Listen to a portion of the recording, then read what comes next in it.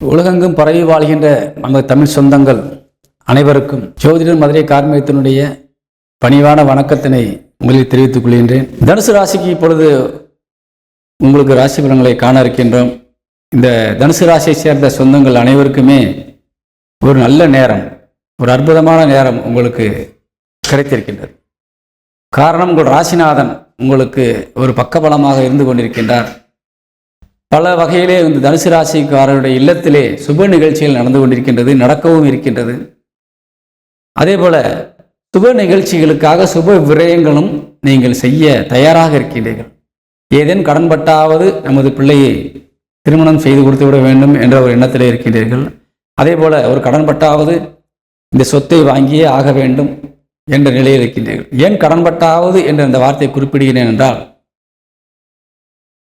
12ஆம் இடத்திற்கு உங்கள் ராசிநாதனுடைய பார்வை இருந்து கொண்டிருக்கின்றது.